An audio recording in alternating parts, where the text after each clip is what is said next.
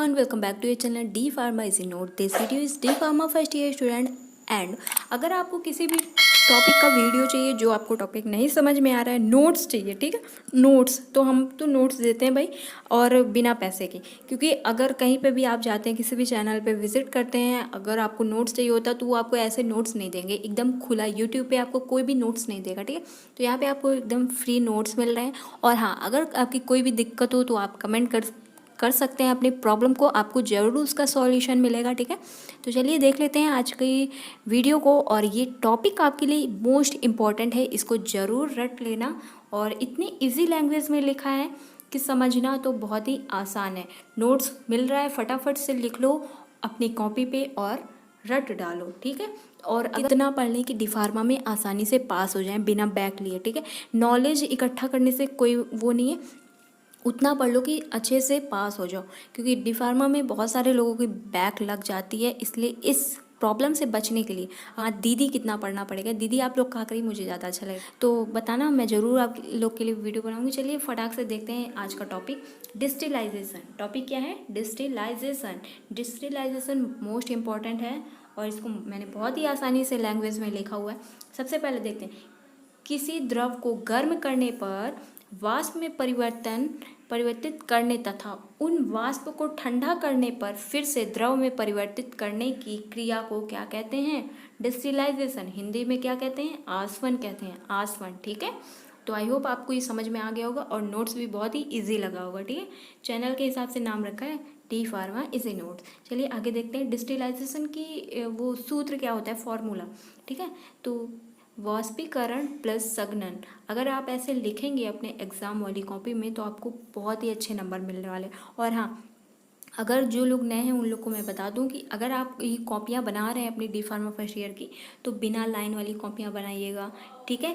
क्योंकि D pharma वाले student का जो एग्ज़ाम में कॉपियाँ मिलती हैं वो बिना लाइन की मिलती हैं, तो आपकी प्रैक्टिस रहेगी तभी भैया एग्ज़ाम में लिख पाओगे। और कॉपियाँ कितने पेज की होती हैं? 36 पेज की, उनको फिल करना पड़ेगा, पूरा भरना पड़ेगा, तब जाके पास होने लायक नंबर मिलते हैं। तो अभी से ध्यान रखो कितने क्वेश्चंस रटने हैं, कितने क्वेश्चंस अच्छे करने हैं कि आपको पास होना ही है, ठीक है। इतनी महंगी फीस लग कॉलेज में तो पास होना तो ज़रूरी है भाई। चलिए आगे का देखते हैं, द्रव्य, ठीक है। ये फॉर्मूला आई होप आपको अच्छे से समझ में आ गया होगा। वाष्पीकरण प्लस संघनन क्या होता है? डिस्टिलाइज। द्रव्य, द्रव्य गर्म करने पर क्या होता है? वाष्प बनता है, और ठंडा करने पर क्या बनता है? द्रव्य बनता है, ठीक है। तो आप ऐसे ही लिखिएगा, आपको बहुत अच्छे नंबर मिलने वाले हैं और बहुत ही अच्छे नंबर से आप पास हो जाएंगे, ठीक है। तो मैंने कैसे तैयारी करी थी, मैंने कोई पूरी सिलेबस थोड़ी ही रटा हुआ था भैया, बहुत बड़ा सिलेबस है, इतना रटना मुश्किल है, मेरे लिए तो मुश्किल था, ठीक है। तो मैंने क्या किया था, जो लास्ट ईयर क्वेश्चन पेपर हैं, जितने भी पुराने क्वेश्चन हैं उनको सबको सॉल्व कर लिया, ठीक है। और फार्मासिस्ट बनने के लिए कुछ क्वेश्चन इतने इम्पॉर्टेंट हैं जिनको बार बार रिपीट किया गया है कि एक फार्मासिस्ट को वो क्वेश्चंस के आंसर पता होना चाहिए, वो तरीका पता होना चाहिए। तरीका पढ़ाई में क्या होता है, तरीका पता चल जाता है, ठीक है। तो वो सब लर्न कर लेंगे तो आप बहुत ही आसानी से एग्ज़ाम पास कर पाएंगे। और मेरे 70% आए थे, तो फॉर्मूला अच्छे से समझ में आ गया होगा। द्रव्य इज इक्वल टू, गर्म करने पर द्रव्य क्या बन जाता है? वाष्प बन जाता है।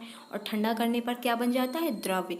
जब कोई पानी भगोने में रखते हो उबलने के लिए तो वो उड़ेगा, वाष्प बन जाएगा ना, हवा भाप उड़ती है तो वाष्प बनता है। और ठंडा करने पर अगर ढक दोगे तो वही टपक टपक के प्लेट से पानी गिरने लगता है, ठीक है। तो आई होप आपको समझ में आ गया होगा। चलिए आगे का देखते हैं, किसी द्रव्य में उपस्थित अविलेय ठोस की अशुद्धि को छानकर तथा अमिश्री द्रव्य की अशुद्धियों को पृथक्कारी फेनिल की सहायता से दूर किया जा सकता है, ठीक है। किससे दूर किया जा सकता है? फेनिल की सहायता से दूर किया जा सकता है। विलेय ठोस की मिश्रणी द्रव्य प्रयोग, आसवन विधि का प्रयोग किया जाता है। जो विलेय ठोस होते हैं उनकी मिश्रण द्रव के लिए किसका यूज होता है? आसवन विधि, मतलब स्टिलाइजेशन लिखेगा तो ज़्यादा अच्छा रहेगा, का प्रयोग किया जाता है। इस विधि से शुद्ध जल तथा अशुद्ध जल अलग अलग प्राप्त हो जाता है, ठीक है। तो यहाँ पे नहीं दिखा होगा तो मैं फिर से बता देती हूँ। इस विधि से क्या होता है? इस विधि से शुद्ध जल एंड अशुद्ध जल अलग अलग प्राप्त हो जाता है। अभी आपको स्ट्रक्चर्स भी दिखाऊंगी कि जो आपके लिए इम्पोर्टेंट है। अब डिस्टिलाइजेशन, आसवन कितने प्रकार की होती है? तो ये 4 टाइप के होते हैं, simple distillation, fractional, vacuum and steam distillation. चलिए जान लेते हैं इन सब के बारे में जल्दी से। फ्रैक्शनल डिस्टिलाइजेशन क्या होता है? फ्रैक्शनल डिस्टिलाइजेशन जब दो या दो से अधिक द्रवों के क्वथनांक में 50 डिग्री सेल्सियस से अधिक का अंतर होता है तो उनके आगे नेक्स्ट पेज पे मिलते हैं, तब उनके मिश्रण में साधारण आसवन द्वारा अलग अलग शुद्ध अवस्था में प्राप्त किया जा सकता है। ठीक है, जब दो या दो से अधिक द्रवों में 50 डिग्री सेल्सियस से ज़्यादा अधिक मात्रा में साधारण आसवन द्वारा अलग अलग शुद्ध अवस्था में प्राप्त किया जा सकता है। जब दो या दो से अधिक द्रवों के क्वथनांक में 50 डिग्री सेल्सियस से कम का अंतर होता है तो उनके मिश्रण में से प्रभाजी आसवन द्वारा अलग अलग शुद्ध अवस्था में प्राप्त किया जा सकता है। तो आई होप आपको ये डेफिनेशन अच्छे से समझ में आ रही होंगी। ठीक है, आइए आगे का देखते हैं। सिद्धांत क्या है? इनके सिद्धांत मैंने बहुत ही इजी लैंग्वेज में इतने अच्छे अच्छे वर्ड्स लिखे हुए हैं यहाँ पे कि अच्छे नंबर भी मिल जाएंगे और समझ में भी आ जाएगा टॉपिक क्या है। सिद्धांत देखिए, दो मिश्रण द्रवों के मिश्रण का क्वथनांक प्रायः उन दोनों द्रवों के क्वथनांक के मध्य होता है। दो मिश्रण द्रवों के मिश्रण का क्वथनांक प्रायः उन दोनों द्रवों के क्वथनांक के मध्य होता है। ठीक है, अब सेकंड नंबर देखते हैं। जैसे जैसे मिश्रण का वाष्पीकरण होता जाता है वैसे वैसे मिश्रण का क्वथनांक भी क्या होता जाता है? बढ़ता जाता है। बढ़ता जाता को आप बढ़ता की जगह इंक्रीज लिख लीजिएगा, वो ज़्यादा सही रहेगा। ठीक है, अब आइए आगे का देखते हैं। विधि क्या है भैया? विधि स्ट्रक्चर जरूर बना लेना, इसके बहुत ही अच्छे नंबर मिलेंगे। ठीक है, ये स्ट्रक्चर बना लेना अच्छे से। ये देखिए यहाँ पे क्या क्या लिखा हुआ है स्ट्रक्चर में, मैं आपको अच्छे से दिखा देती हूँ। आप स्क्रीनशॉट ले लो फटाक से। इस जार में क्या है? लिक्विड मिक्सचर है। ठीक है, ये लिक्विड ऑयल उड़ रहा है। ठीक है, और इधर पे क्या है? वाटर है, और इधर कंडेंसर है, और इधर से लिक्विड टपक रहा है, और ये क्या है? रिसीवर, रिसीव हो रहा है इधर पे, जो शुद्ध प्योर वाटर है इधर पे रिसीव हो रहा है। ठीक है, तो आई होप आपको ये स्ट्रक्चर अच्छे से समझ में आ गया होगा और आप स्क्रीनशॉट ले सकते हैं इसका, मैं आपको दिखा रही हूँ अच्छे से। ठीक है, ओके आगे चलिए देखते हैं। कुछ पॉइंट्स हैं यहाँ पे लिखा हुआ है। आसवन फ्लक्स में लिए गए द्रव्य के मिश्रण को धीरे धीरे गर्म करना चाहिए। कैसे? धीरे धीरे, स्लोली स्लोली। ओके, तीव्र से गर्म करने पर ग्राही में शुद्ध द्रव प्राप्त नहीं होता है, क्योंकि जल्दी जल्दी से वो उड़ता जाता है और उसमें से जल्दी जल्दी में क्या होता है, कुछ कण भी जो होते हैं पार्टिकल्स, वो भी उड़ के टकरा कर आ जाते हैं रिसीवर में। ठीक है, प्रभाजी आसवन के दौरान, सेकंड पॉइंट के दौरान कम क्वथनांक वाले द्रवों का पृथक्करण होते रहने के कारण आसवन फ्लक्स में लिए गए द्रव्य का मिश्रण क्वथनांक लगातार बढ़ता रहता है। प्रभाजी आसवन के दौरान क्या होता है? कम क्वथनांक वाले द्रवों का पृथक्करण होते रहने के कारण भी फ्लक्स में लिए गए द्रवों का मिश्रण क्वथनांक लगातार बढ़ता रहेगा, क्योंकि अगर गैस पे एक ही बर्तन रखा रहेगा तो फिर वो धीरे धीरे करके, अगर चाहे धीमे भी गर्म होता रहेगा तो फिर उसका टेम्परेचर लगातार बढ़ता ही रहेगा ना। ठीक है, यही लिखा हुआ है। अब आइए मेथड देख लेते हैं। मेथड क्या लिखा हुआ है? Method of preparation of purify water. इसका मेथड क्या है? वह जल जो वोलेटाइल एंड नॉन वोलेटाइल शुद्धियों में, आगे नेक्स्ट पेज पे मिलते हैं, फ्री हों उन्हें क्या कहते हैं? शुद्धियों में फ्री हों उन्हें प्यूरीफाई वाटर कहते हैं। ठीक है, ड्रिंकिंग वाटर को डिस्टिलाइजेशन द्रव्य बनाया जाता है।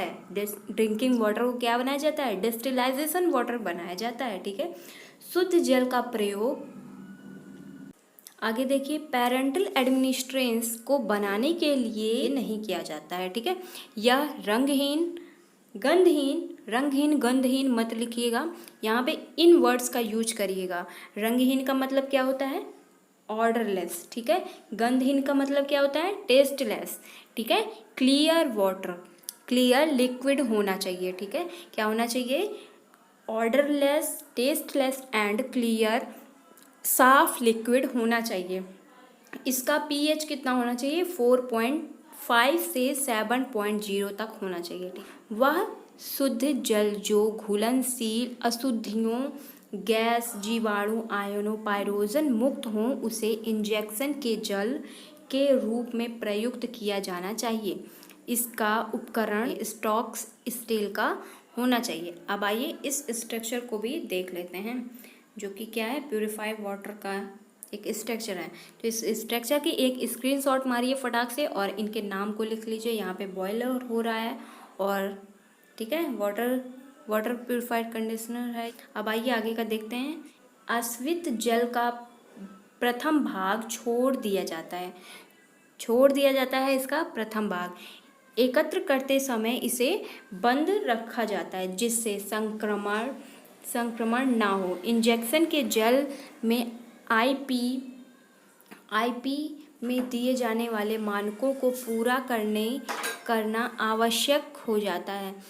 इंजेक्शन के जल में आईपी में दिए जाने वाले मानकों को पूरा करना आवश्यक हो जाता है। इसे जीवाणुहीन एवं पाइरोजन मुक्त होना आवश्यक है। जो इंजेक्शन में हमारी बॉडी में इंजेक्शन लगाया जा रहा है उसे क्या होना चाहिए, उसे जीवाणुहीन एवं पाइरोजन मुक्त होना चाहिए। ठीक है, पाइरोजन क्या होता है उसका वीडियो भी बनाऊंगी। पाइरोजन क्या करता है, टेम्परेचर इंक्रीज कर देता है। ठीक है, पाइरोजन मुक्त होना चाहिए। गुणवत्ता का मतलब क्या है, क्वालिटी को कंट्रोल करने के लिए, गुणवत्ता के नियंत्रण के लिए स्टेरिलिटी टेस्ट एंड पाइरोजन टेस्ट किया जाता है। ठीक है, तो यहाँ पे आप लिखिएगा क्वालिटी कंट्रोल के लिए स्टेरिल एंड पाइरोजन टेस्ट किया जाता है। तो फ्रेंड्स, कंप्लीट हुआ ये डिस्टिलाइजेशन का आपका टॉपिक, जो कि बहुत ही बड़ा क्वेश्चन है और ये 16 नंबर से पूछा जाता है। ठीक है, 16 नंबर क्वेश्चन में पूछा जाता है और अगर आप इसे कर ले जाएंगे तो आपके 16 में से 10 मार्क्स तो पक्के ही रहेंगे, 10 मार्क्स पक्के रहेंगे। ठीक है, तो याद रखना है इस बात को और अपने आप को अच्छे से इन जो रिपीटेड क्वेश्चन हैं आप बताइएगा, तो मैं कंप्लीट करवा दूंगी, आपकी प्रैक्टिस करवा दूंगी अच्छे से, कि डी फार्मा में बिना बैक लिए अच्छे से अपना जो इतनी महंगी फ़ीस लगाए हैं उसे क्लियर कर पाएँ और अपने मकसद को हासिल कर पाएँ। ठीक है, अगर आपको वीडियो अच्छा लगा है तो please do like, share and subscribe this channel. नए हैं तो शेयर करिए अपने दोस्तों के साथ। Thank you, take care, I meet you next video. अगर कोई कमेंट है, क्वेरी है, कोई क्वेश्चंस नहीं समझ में आ रहा है, कोई भी क्वेश्चन है आपके मन में, तो ज़रूर कमेंट करिएगा, उसका आंसर ज़रूर मिलेगा।